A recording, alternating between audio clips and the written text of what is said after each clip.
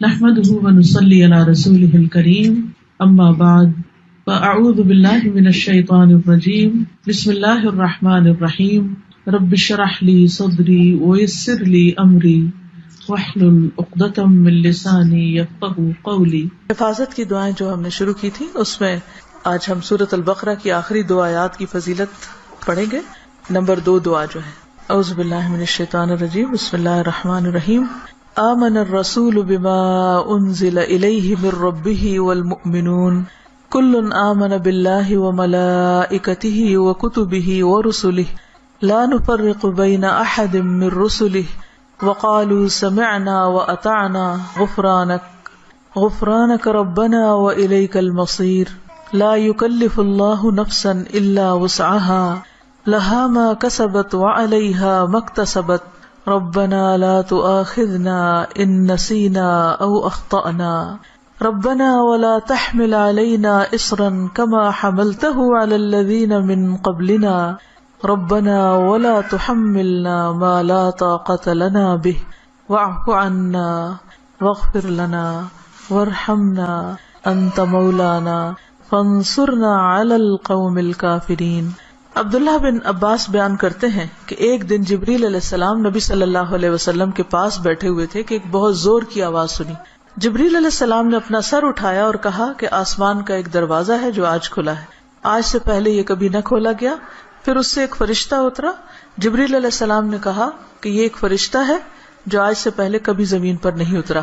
فرشتے نے سلام کیا اور کہا کہ آپ صلی اللہ علیہ وسلم کو 2 نوروں کی خوشخبری ہو جو آپ کو عنایت ہوئے ہیں، آپ سے پہلے یہ کسی نبی کو نہیں دیے گئے، اور دوسری سورۃ البقرہ کی آخری آیات، کوئی حرف اس میں سے تم نہ پڑھو گے کہ اس کی مانگی ہوئی چیز تمہیں نہ ملے، یعنی اس کو پڑھ کر اور دعائیں بھی قبول ہوتی ہیں۔ تو بات یہ ہے کہ اللہ تعالیٰ نے مختلف چیزوں کو مختلف پر فضیلت بخشی، جیسے رات ساری برابر نہیں، رات کا آخری حصہ اپنے فضیلت کے اعتبار سے باقی رات پر بھاری، یعنی سحری کا وقت جو ہے اس میں اللہ سبحانہ و تعالیٰ خاص طور پر دعائیں سنتے ہیں۔ اسی طرح دن کے اول حصے میں اللہ نے برکت رکھی ہے، اللہم بارک لی امتی فی بکورہا، یعنی صبح صبح کا جو وقت ہوتا ہے۔ اسی طرح ہفتے کے دنوں میں جمعے کے دن کو فضیلت بخشی، سال کے مہینوں میں رمضان کو فضیلت بخشی۔ اسی طرح جگہوں کے اعتبار سے اللہ تعالیٰ نے مکہ کو خاص طور پر چن لیا، پیغمبروں میں بھی اللہ تعالیٰ نے بعض کو بعض پر فضیلت دی، اعمال میں بھی اللہ تعالیٰ نے بعض اعمال کو بعض اعمال پر فضیلت دی۔ اسی طرح قرآن مجید کی بعض آیات کو بعض پر فضیلت دی گئی، حالانکہ کلام سارا اللہ سبحانہ و تعالیٰ کا ہے، لیکن بعض حصہ بعض سے زیادہ برکت والا ہے، حالانکہ سب میں ہی خیر ہے، سارے میں خیر ہے۔ تو اسی میں سورۃ الفاتحہ کا ایک خاص مقام ہے، اور سورۃ الفاتحہ جو ہے اس کو سورۃ شفا بھی کہا گیا ہے، رقیہ بھی کہا گیا ہے، اس کو ہر نماز میں پڑھنے کو واجب قرار دیا گیا ہے، اور پھر اس کو پڑھ کر اگر دم وغیرہ کیا جائے تو وہ بھی فائدہ مند ہوتا ہے، اور تجربے سے یہ بات ثابت ہے۔ جب صحابہ کرام میں سے کسی ایک نے راستے میں کسی سفر کے دوران ایک قبیلے کے سردار کو جو بچھو کاٹ گیا تو اس پر دم کیا تو اس کو آرام آ گیا، جبکہ اس کو کسی اور چیز سے فائدہ نہیں ہو رہا تھا۔ تو اب یہ جو خصوصیت سورۃ الفاتحہ کے اندر ہے وہ کسی اور حصے میں اس طرح نہیں ہے۔ اسی طرح سورۃ البقرہ کی آخری 2 آیات بھی بہت اہمیت کی حامل ہیں، اور ان کی ایک فضیلت جو یہاں پتہ چلتی ہے کہ ان کو پڑھ کر اگر کوئی شخص دعا کرتا ہے تو وہ دعا قبول ہوتی ہے۔ ایک اور حدیث میں آتا ہے، عبداللہ بن مسعود سے روایت ہے کہ جب رسول اللہ صلی اللہ علیہ وسلم معراج پر تشریف لے گئے تو آپ سدرۃ المنتہا تک پہنچے، زمین سے جو کچھ بھی چڑھتا ہے وہ یہیں آ کر ٹھہر جاتا ہے، پھر لے لیا جاتا ہے، اور جو اوپر سے اترتا ہے وہ بھی یہیں ٹھہر جاتا ہے، پھر لے لیا جاتا ہے۔ اللہ تعالیٰ نے فرمایا یخش السدرۃ ما یخشی، جب ڈھانپ رہا تھا سدرہ کو جو کچھ کے ڈھانپ رہا تھا۔ جب نبی صلی اللہ علیہ وسلم معراج پر تشریف لے گئے تو جو بیری کا درخت تھا اس کے اوپر جو روشنی تھی اس کی بات ہو رہی ہے۔ عبداللہ نے کہا کہ سونے کے پتنگے تھے وہ جو اوپر چھا رہا تھا۔ پھر رسول اللہ صلی اللہ علیہ وسلم کو وہاں 3 چیزیں دی گئی تھی، ایک تو 5 نمازیں، دوسری سورۃ البقرہ کی آخری آیات، اور تیسری آپ کی امت میں سے اس شخص کے باقی تمام تباہ کرنے والے گناہوں کو اللہ نے بخش دیا جو اللہ کے ساتھ کسی کو شریک نہ ٹھہرائے، جو شرک نہ کرے۔ تو یہ 3 چیزیں ملی تھی جن میں نماز کا ذکر عام طور پر ملتا ہے کیونکہ اس کے بارے میں مزید وضاحت سے احادیث بھی ہیں۔ تو اس حدیث سے کیا پتہ چلتا ہے کہ سورۃ البقرہ کی آخری 2 آیات عرش کے نیچے سے ایک خاص خزانے سے نصیب ہوئی ہیں، اور یہ نبی صلی اللہ علیہ وسلم ہی کو ملی ہے، باقی انبیاء کو نہیں دی گئی۔ ایک اور روایت سے پتہ چلتا ہے، نعمان بن بشیر سے روایت ہے کہ نبی صلی اللہ علیہ وسلم نے فرمایا کہ اللہ تعالیٰ نے آسمان و زمین پیدا کرنے سے 2000 سال پہلے ایک کتاب لکھی، اس کتاب میں سے 2 آیات اتاری جن کے ساتھ سورۃ البقرہ کو ختم کیا۔ کب کی بات ہے یہ؟ زمین و آسمان کے پیدا کرنے سے 2000 سال پہلے کی بات۔ قلم کب پیدا ہوا تھا؟ 50,000 سال پہلے، باقی چیزوں کی تخلیق کے۔ جس گھر میں 3 رات یہ آیات پڑھی جائیں شیطان اس کے قریب نہیں آتا۔ رسول اللہ صلی اللہ علیہ وسلم نے فرمایا، مجھے سورۃ البقرہ کی آخری آیات عرش کے نیچے ایک خزانے سے دی گئی، مجھ سے پہلے یہ آیات کسی نبی کو نہیں دی گئی، یعنی یہ آپ کی خاص خصوصیت ہے کہ آپ کو یہ نصیب ہوئی۔ اور پھر ایک اور جگہ یہ بات بھی پتہ چلتی ہے ان آیات کے بارے میں کہ جو شخص رات کے وقت ان آیات کو پڑھ لیتا ہے تو وہ اسے ہر چیز سے کافی ہو جاتی۔ تو آپ اس کو اپنی عادت بنا سکتے ہیں، رات کو سونے سے پہلے پڑھ لیں یا کسی نماز میں پڑھ لیں، مغرب یا عشاء کی نماز میں پڑھ لیں یا ویسے ہی بیٹھ کے پڑھ لیں، کیونکہ ان کی فضیلت بہت زیادہ ہے۔ تو ان آیات کا ترجمہ جو ہے وہ آپ دیکھ سکتے ہیں قرآن پاک ترجمے والے سے، لیکن یہ ہے کہ جو خاص بات ان آیات میں کی گئی ہے، پہلے تو اس میں ایمان پر بات ہے کہ رسول خود بھی ایمان لائے ہیں اور سارے مومن بھی۔ کن کن چیزوں پر؟ اللہ پر، ملائکہ پر، کتب پر، رسول پر۔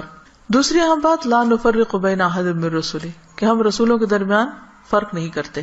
فضیلت جو اللہ نے ان کو دی وہ اللہ ہی نے دی، لیکن ہمارا کیا فرض بنتا ہے کہ سب پر ایمان لائیں۔ اور پھر صحابہ کرام نے کیا کہا، وقالوا سمعنا واطعنا، کہ ہم نے سنا اور ہم نے اطاعت کی، ہم ایمان لے آئے اور جو کچھ ہمیں کہا جائے گا ہم اس کو مانتے ہیں۔ ہمیں اس کے بدلے کیا چاہیے؟ غفرانک، تیری بخشش چاہیے۔ یعنی بندہ اللہ کی بات مانتا ہے اور اللہ تعالیٰ اس کے ساتھ بخشش کا وعدہ کرتا ہے، ربنا وإلیک المصیر۔ اور یہ بخشش کیوں ضروری ہے کہ اللہ تعالیٰ ہم کو معاف کر دے؟ کیونکہ ہم نے اللہ کی طرف پلٹنا ہے، لوٹنا اسی کی طرف، رجوع اسی کی طرف۔ پھر فرمایا کہ لا یکلف اللہ نفسا الا وسعها، ہر بندے سے حساب اتنا ہی ہے جتنی وہ استطاعت رکھتا ہے، اسی کا مکلف ہے، اس سے زیادہ اس سے نہیں پوچھا جائے گا، چاہے جسمانی صحت ہو، چاہے مال ہو، چاہے اولاد یا عقل یا کچھ بھی، تو ہر شخص کا حساب اتنا ہی ہے۔ لہا ما کسبت وعلیہا ما اکتسبت، اسی کو ملے گا جو اس نے نیکیاں کی اور اسی کے ذمہ ہے وبال جو اس نے غلط کام کیے، فائدہ بھی اسی کا اچھے کام کرنے کا اور نقصان بھی اسی کا غلط کام کرنے کا۔ تو پھر ہم دعا کیا کرتے ہیں، ربنا لا تؤاخذنا ان نسینا او اخطانا، اللہ اگر ہم بھول جائیں یا ہم سے خطا ہو جائے تو ہمیں پکڑنا نہیں، مؤاخذہ نہیں کرنا۔ ربنا ولا تحمل علینا اصرا کما حملته علی الذین من قبلنا، اللہ ہم پر وہ بوجھ نہ ڈالنا جو ہم سے پہلے لوگوں پہ ڈالا، یعنی ان کی شریعتیں جو تھی وہ مشکل تھی، ہماری شریعت بہت آسان ہے۔ مثلا نبی صلی اللہ علیہ وسلم جب حج پہ تشریف لے گئے تو آپ نے کچھ ریچولز کی ایک ترتیب بتائی، لیکن چونکہ کراؤڈ بڑا تھا تو اس ترتیب میں کچھ لوگوں نے فرق کر دیا۔ کیا تھا کہ جیسے آپ پہلے رمی جمار کریں، پھر اس کے بعد سر مڈائیں، پھر اس کے بعد احرام کھول دیں، لیکن کچھ لوگوں نے اس ترتیب کو آگے پیچھے کر دیا، تو اس پر آپ نے فرمایا لا حرج، لا حرج، کوئی حرج نہیں، کوئی نقصان نہیں۔ تو یہ ہمارے دین کی ایک سہولت ہے، آسانی ہے۔ تو یہاں دعا یہ مانگی جا رہی کہ یا اللہ جس طرح پچھلے لوگوں کے اوپر پابندیاں لگ گئی تھی یا ان کو کچھ مشکلات ہوئی تھی تو ہمیں اس سے محفوظ رکھنا۔ ربنا ولا تحملنا ما لا طاقت لنا بہ، اللہ ہمارے اوپر ایسا بوجھ نہ ڈالنا جس کی ہمیں طاقت نہیں۔ اب دیکھیے کہ اگر ہم امن سے ہیں، سلامت ہیں، ہم سانس لے رہے ہیں، کھا پی رہے ہیں، جس کا مطلب اللہ کی رحمت ہے ہم پر۔ کوئی بھی چیز آپ دیکھیں کہ کسی وقت بھی آؤٹ آف کنٹرول ہو سکتی، سورج کسی وقت آؤٹ آف کنٹرول، ستارے آپس میں ٹکرا سکتے ہیں، زمین کے اندر سے لاوا ابل سکتا ہے، زلزلہ آ سکتا ہے، انسان کسی کام کرنے کی سکت نہ رکھے، بیٹھے بٹھائے اس کو کچھ ہو سکتا ہے، اس کے بولنے کی قوت، اس کے دیکھنے کی، اس کے سننے کی کچھ بھی چھن سکتی ہے۔ تو اللہ تعالیٰ سے ہم دعا کرتے ہیں کہ یا اللہ ہم پر وہ بوجھ نہ ڈال جس کے اٹھانے کی ہم میں سکت نہیں، یعنی ایسی کسی آزمائش میں نہ ڈالنا کہ جس سے ایمان جانے کا خطرہ ہو۔ کچھ دن پہلے مجھے کسی نے فون کیا اور بتایا کہ فلاں جگہ پر جو لوگ قید ہوئے تھے ان میں سے ایک کو 40 سال کی قید و مشقت کی سزا سنائی گئی۔ جگہ کا نام میں ویسے نہیں لے رہی کہ پھر پن پوائنٹ ہو جاتا ہے کہ کہاں کی بات۔ تو میری بیٹی نے کہا کہ میرے ذہن سے یہ بات اتر ہی نہیں رہی، کیونکہ جو اس آدمی کی بیوی تھی اس نے فوراً ہی کھلا لے لی کہ میں تم اتنا ویٹ نہیں کر سکتی، اور حالانکہ اس کی بچی بھی تھی چھوٹی، اور 40 سال تک کون جیتا ہے ماں باپ میں سے، بہن بھائیوں میں سے، کہ جو اس کو پیچھے ملنے کے لیے جائیں، اور سزا بھی کوٹھڑی کی سزا ہے کیونکہ تکلیف دہ قسم کی سزا ہے۔ تو وہ کہتے ہیں اس شخص کی بیوی نے خود آ کے بتایا کہ میں یعنی کہ کس طرح یہ سب کچھ ہوا اور کیسے وہ پکڑا گیا اور کیسے سزا ہوئی، کس طرح میں نے خلا لے لی اور اب میں خود ارن کر رہی ہوں، اپنا زندگی چلا رہی ہوں. کہتے کہ مجھے جو چیز بہت زیادہ ڈسٹرب کر رہی ہے وہ یہ کہ دنیا میں بھی بعض اوقات لوگوں پر ایسی بڑی بڑی تکلیفیں آ جاتی ہیں کہ جس میں سارے ہی ساتھ چھوڑ جاتے ہیں، تو قبر میں کیا ہوگا، جہنم میں کیا ہوگا، کوئی حال نہیں پوچھنے آئے گا. اس لیے بہت ضروری ہے کہ ہم ایک تو دنیا میں بھی ایسی آزمائشوں سے پناہ مانگیں، کیونکہ آپ دیکھیں کہ آپ کو 40 سال ایک کمرے کے اندر رہنا پڑے یا ایک 4 دیواری کے اندر رہنا پڑے تو انسان کی حالت کیا ہو جائے. ہم اچھے بھلے کھاتے پیتے چلتے پھرتے، ہم کہتے ہیں جی اب ہمارے فزیکل چینجز آ رہے ہیں، اب ہم جوان ہو رہے ہیں، اب ہم بوڑھے ہو رہے ہیں، اب ایسا ہو رہا ہے، ابھی ویسا ہو رہا ہے. تو ایک شخص جس کی جوانی بڑھاپا سب کچھ ایک جیل کے اندر گزرے، اس کی کیفیت کیا ہو سکتی ہے جس کی کہ مجھے 40 سال یہاں رہنا ہے، 40 سال یہاں. اس کے لیے تو زندگی ایک طرح سے ختم ہے. تو میں نے اس کو سمجھایا کہ دیکھو 40 کے بعد نکلے گا تو صحیح نا، اگر زندہ رہا، اول تو پتہ نہیں کب تک زندہ. سوچو ان لوگوں کے بارے میں، تم اس سے زیادہ ڈسٹرب ہو تم ان کے بارے میں کہ جو قبر میں اس سے بڑی جیل میں، اور جو آخرت میں پکڑے جانے والے ہیں، ان کا کیوں نہیں تم سوچ رہی؟ ان کے لیے کچھ کرو. ہم سب کا فرض بنتا ہے کہ کوئی اچھی بات ہمیں پتا ہے تو ہم دوسروں کے ساتھ شیئر کرتے رہیں تاکہ وہ بھی گناہوں سے بچیں. اسی سے آپ سوچیں کہ دنیا میں 40 سال ایک جیل میں گزارنا ایک وحشت ناک تصور لگتا ہے، کیونکہ ہم ریلیٹ کر سکتے ہیں نا اس کو. لیکن قبر میں کوئی چلا جاتا مٹی کے نیچے، بھول گئے سب کون گیا کیا ہوا. وہاں تو کسی کی چیخ بھی باہر نہیں سنائی دینی، اور لوگ کیسے کیسے غلط کام کر رہے ہیں، خود ہم پتہ نہیں کہاں کہاں غلطیاں کر رہے ہیں. اللہ تعالیٰ ہم سب کو معاف کر دے. تو بات یہ ہے کہ اللہ سے یہ دعا مانگتے رہنا چاہیے کہ یا اللہ ایسی ہمارے اوپر آزمائش نہ لانا، ایسی مشقت نہ آئے کہ جس کو ہم اٹھا نہ سکے، چاہے وہ کوئی بیماری ہو، کوئی مرض ایسا ہو.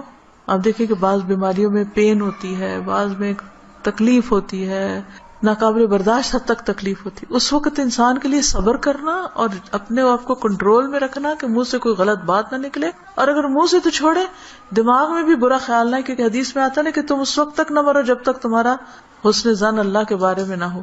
اس کا مطلب نہیں کہ موت اپنے ہاتھ میں لے لو، اس کا مطلب یہ ہے کہ مرتے وقت تم اللہ سے اچھا ہی گمان رکھو تو تمہیں موت آئے. لیکن آپ کو پتہ ہے جب تکلیف کی شدت ہوتی ہے نا تو گمان اچھا رکھنا سب سے مشکل کام ہے، بہت مشکل. اس وقت مایوسی کی طرف سوچ ہو جاتی ہے فوراً. تو ربنا ولا تحملنا ما لا طاقت لنا بہ، اللہ ہم پہ وہ بوجھ نہ ڈال جس کے اٹھانے کی ہمیں طاقت ہی نہیں، ہم بہت کمزور انسان ہیں. ربنا ولا تحملنا ما لا طاقت لنا بہ واعف عنا واغفر لنا وارحمنا. یہ جو 3 لفظ ہیں جب انسان پڑھتا ہے تو سوچتا ہے یہ ایسا کیوں ہے، معاف کر دے، بخش دے، رحم کر، کیونکہ یہ بہت شدید ضرورت ہے ہماری کہ اللہ ہم کو معاف کر دے. ہم بہت غلطیاں کرتے ہیں، یعنی اس میں تاکید اور تکرار ہے. واعف عنا واغفر لنا وارحمنا. اگر شعوری طور پہ ہم ہر روز پڑھیں کم از کم ایک دفعہ تو کتنا فائدہ ہو سکتا ہے. انت مولانا فانصرنا علی القوم الکافر. تو ہمارا مولا ہے تو دنیا میں بھی تو ہمیں کافر لوگوں پر مدد دے. تو اللہ تعالیٰ ہمیں اس دعا کو پڑھنے اور سمجھنے اور عمل کرنے کی توفیق دے. السلام علیکم ورحمۃ اللہ وبرکاتہ. سبحانک اللہم و بحمدک، اشہد ان لا